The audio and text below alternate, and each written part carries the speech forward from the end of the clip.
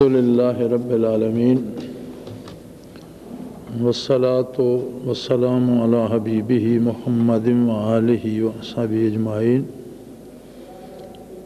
اعوذ باللہ من الشیطان الرجیم، بسم اللہ الرحمن الرحیم۔ الف لام میم ذالک الکتاب لا ریب فیہ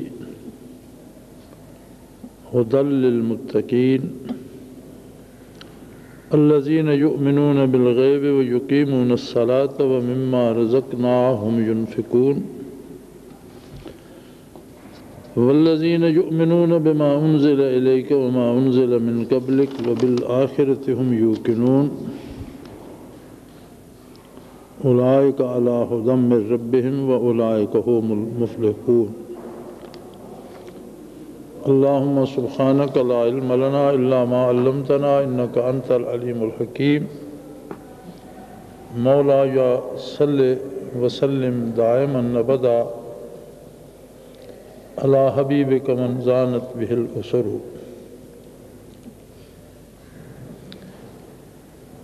قرآن حکیم اللہ جل شانہ کا ذاتی کلام ہے۔ اس کا دیکھنا بھی عبادت ہے، پڑھنا سنت ہے اور سننا فرض ہے۔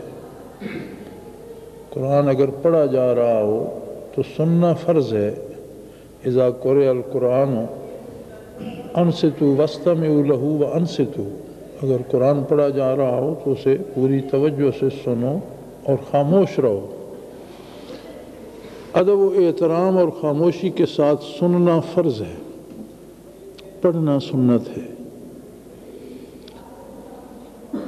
قرآن کو دیکھنا بھی عبادت ہے، احترام سے چھونا بھی عبادت ہے، لیکن یہ سارے مقاصد نہیں ہیں۔ مقصد ہے قرآن سے ہدایت حاصل کرنا۔ قرآن کو چھونا، قرآن کو دیکھنا، قرآن کا احترام اس لیے عبادت ہے کہ یہ اللہ جل شانہ کا ذاتی کلام ہے، اور کلام الہی یہ الفاظ اور گھیرے نہیں ہیں، چونکہ یہ تو عربی الفاظ کے حروف ابجد ہیں اور ان میں اور بھی بے شمار عبارتیں انہی الفاظ، انہی گھیروں، انہی صاد سین دال ذات سے بنتے ہیں۔ وہ قرآن نہیں بنتے۔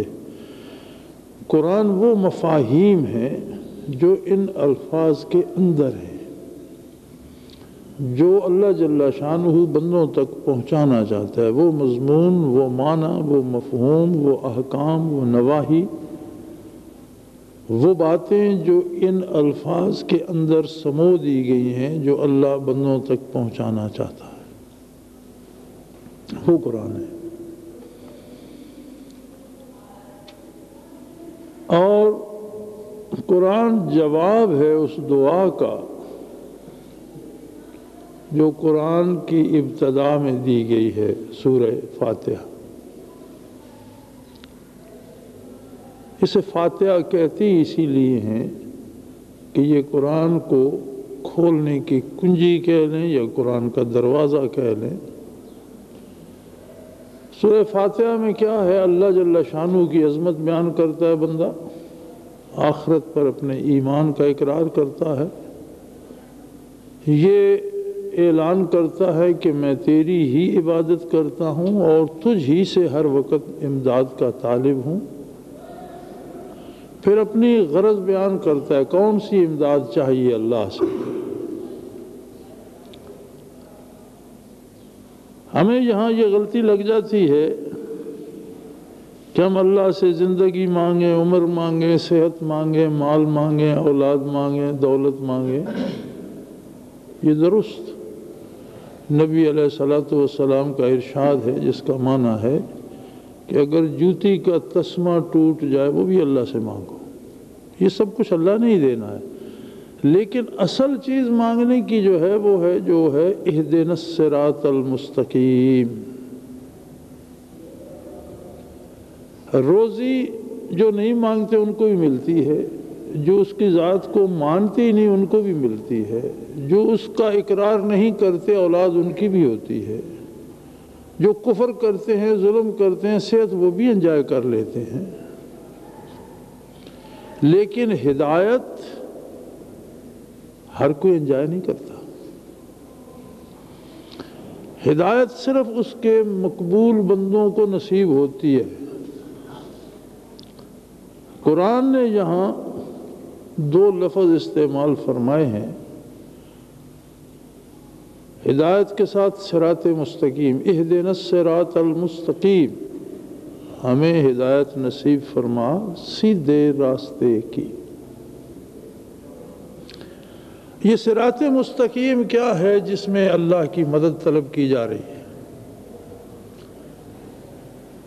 موت کے بعد عمل کا زمانہ ختم ہو جاتا ہے،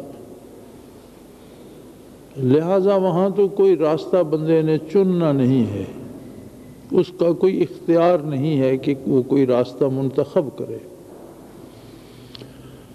دنیا میں آنے سے پہلے اسے کوئی راستہ چننے کی ضرورت نہیں ہے، کسی تکلف کی ضرورت نہیں ہے۔ ایک عمل ہے فطرت کا، قدرت کا، قادر مطلق کا، جو روحوں کی نگہداشت بھی کرتا ہے اور ان ذرات کی بھی دیکھ بھال کرتا ہے جن سے ان کا وجود مرتب کرنا ہوتا ہے۔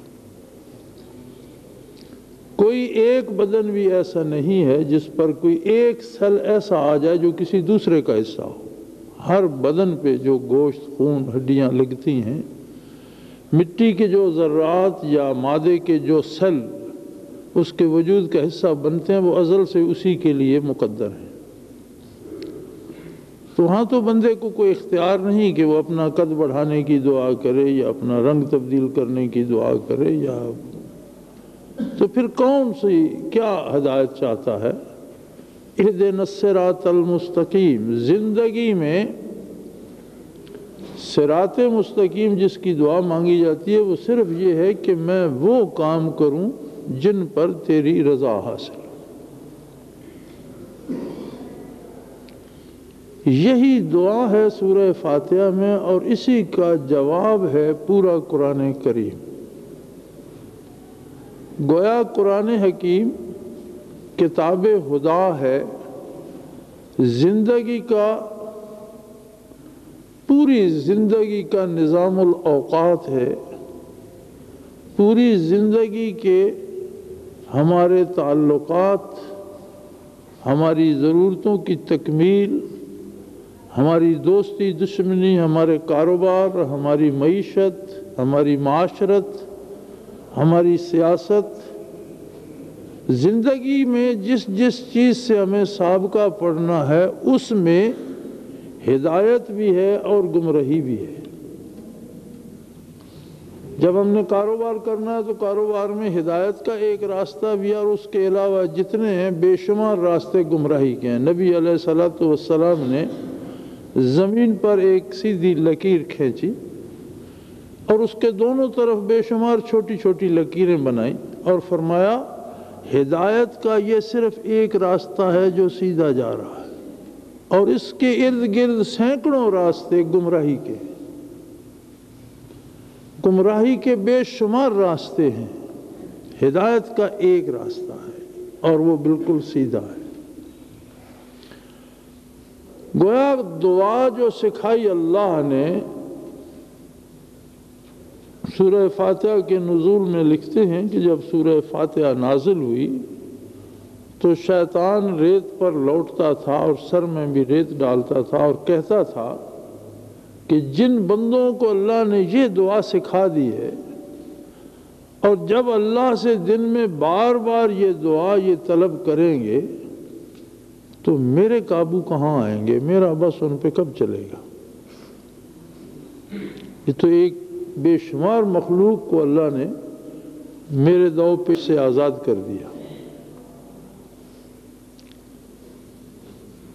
لیکن صورت یہ ہے کہ اگر کوئی بندہ زندگی کی دعا مانگتا ہے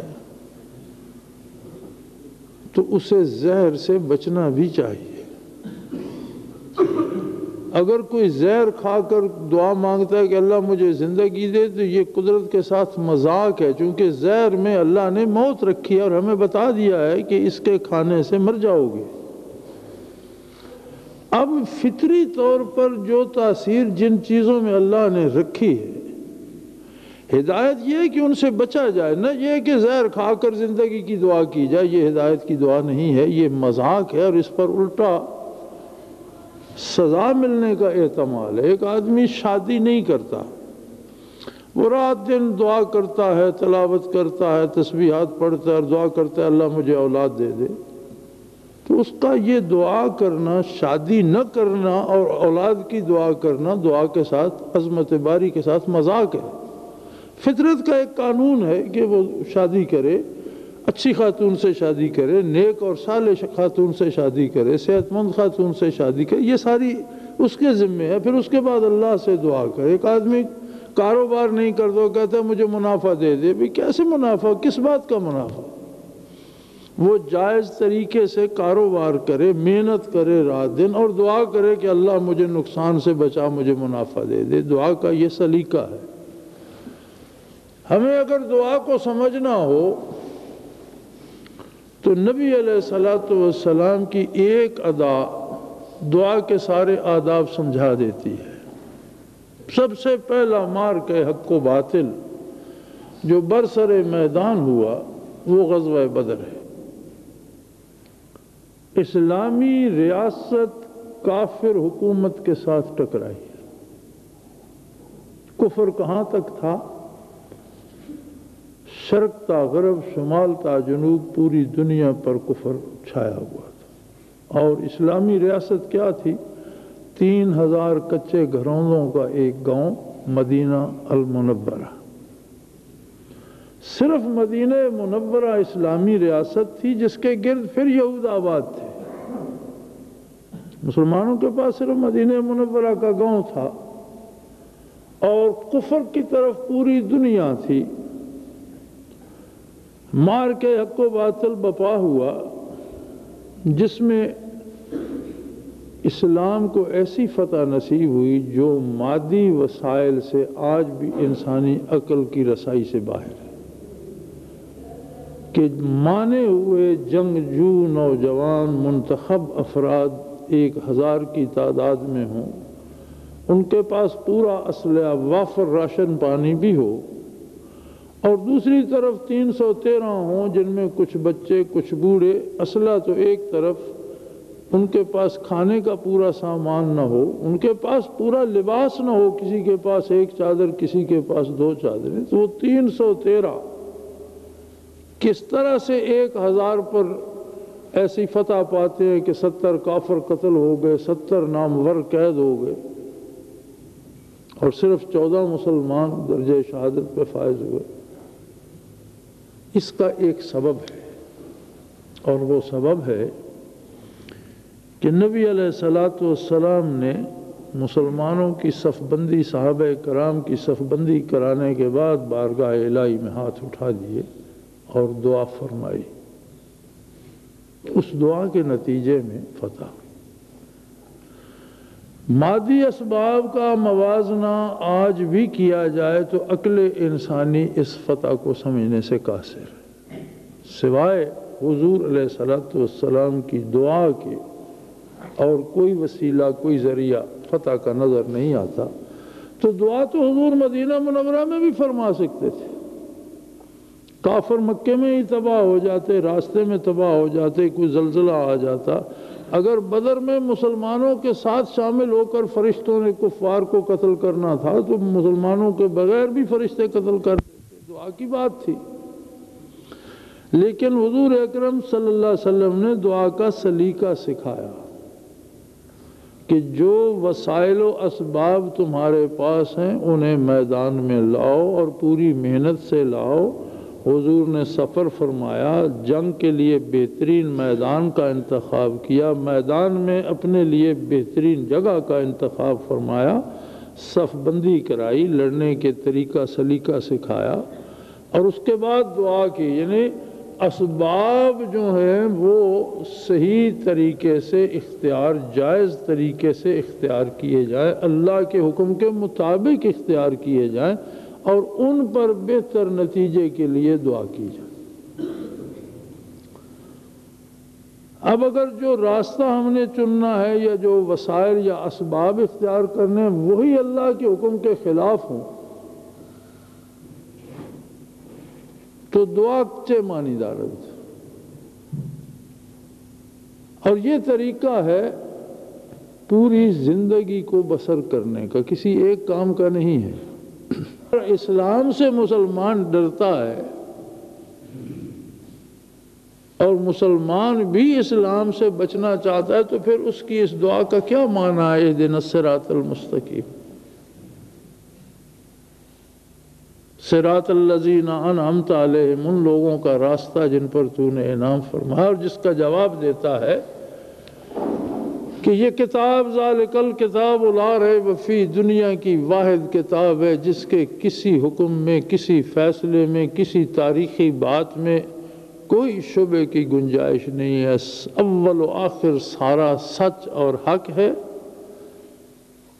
ھدی للمتقین، جو بھی اللہ سے رشتہ استوار کرتے ہیں ان کے لیے پورا نصاب ہے اس میں، اور پوری ہدایت ہے۔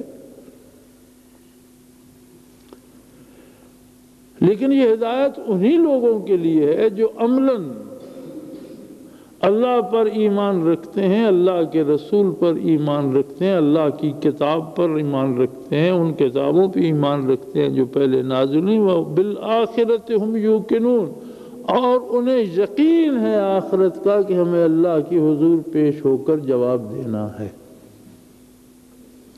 جنہیں اس بات کا یقین ہے کہ یہاں میں 60 سال رہوں گا، 70 رہوں گا، 100 سال رہ لوں گا،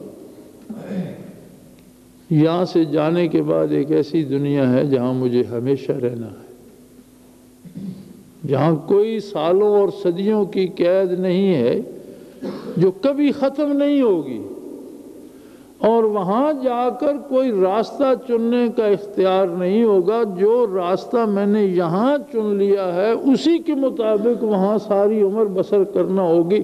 اب اگر یہ راستہ اس راستے سے مختلف ہے جو قرآن کریم میں اللہ نے بتایا تو وہ تو گمراہی کا ہے، اس میں شبے کی کیا بات ہے؟ وہ معاشی نظام ہو، وہ سیاسی نظام ہو، وہ معاشرتی نظام ہو، وہ کاروباری ہو، وہ لین دین کا ہو، وہ دوستی دشمنی کا ہو، جو بھی سلیقہ، جو بھی طریقہ، جو بھی انداز قرآن کے خلاف ہوگا وہ گمراہی ہے۔ اور اگر ہمارا اجتماعی فیصلہ یہی ہے کہ ہمیں گمراہ رہنا ہے تو گمراہی پر خیر کی دعا چے مانی دارت، یعنی عملاً جب ہم زہر کھا رہے ہیں تو زندگی کی دعا کرنے کا کیا مقصد ہے؟ تو ہماری مصیبت یہ نہیں ہے کہ ہمارے ساتھ ہو کیا رہا ہے، ہمارے سوچنے کی بات یہ ہے کہ ہم کر کیا رہے ہیں۔ چونکہ اس میں اللہ نے فرمایا کہ اولئک علی ھدی من ربہم واولئک ھم المفلحون، جو آخرت پہ یقین رکھتا ہے، اللہ کے نبی پہ ایمان رکھتا ہے، اللہ کی کتاب پہ، اس کی پہلی کتابوں پہ ایمان رکھتا ہے، اسے ہدایت نصیب ہوتی ہے، اور جسے ہدایت نصیب ہوتی ہے وہ کامیاب ہوتا ہے، اس کے علاوہ سوائے ناکامی کے کچھ نہیں۔ تو میرے بھائی، اگر ہم اللہ کا دیا ہوا نظام، اسی کا نام ہدایت ہے۔ نماز، روزہ یا عبادات اس لیے ہیں کہ اللہ سے بندے کا ایک تعلق پیدا ہو جائے تاکہ وہ اللہ کی بات مان کر چلے۔ اگر ہم نماز، روزہ اور عبادت کرتے رہیں اور اللہ کی اطاعت نہ کریں تو اس پر پھل مرتب نہیں ہوگا۔ ان الصلاۃ تنہی عن الفحشاء والمنکر، فرمایا نماز کی پہچان یہ ہے کہ یہ تمہیں برائی سے اور بے حیائی سے روک دیتی ہے۔ اگر نماز پڑھتے ہو جھوٹ بولتے ہو، نماز پڑھتے ہو دھوکہ کرتے ہو، نماز پڑھتے ہو سود کھاتے ہو، تو پھر تمہاری نماز نہیں ہے، اس میں کہیں کوئی کمی ہے، وہ تمہیں اس سے کیوں نہیں روک رہی؟ اس کا یہ مطلب نہیں ہے کہ نماز میں کمی ہے تو نماز چھوڑ دو، اس کا مطلب یہ ہے کہ وہ برائیاں چھوڑ دو۔ کسی نے اگر قمیض پہن رکھی ہے اور اس کے تہہ بند نہیں ہے تو اس کا یہ مطلب نہیں ہے کہ وہ قمیض بھی اتار دے، بلکہ اس کا مطلب یہ ہے کہ وہ تہہ بند بھی باندھے۔ جو عبادت اگر نصیب ہے، توفیق ہے، تو پھر اس عبادت کے ثمرات اپنی زندگی میں دیکھیے۔ پھر اللہ کریم ہم سب کو صحیح فکر دے، ایمان اور یقین کی دولت سے سرفراز کرے، اپنی اور اپنے نبی کی محبت نصیب فرمائے اور کر سکے۔ وآخر دعوانا الحمدللہ رب العالمین۔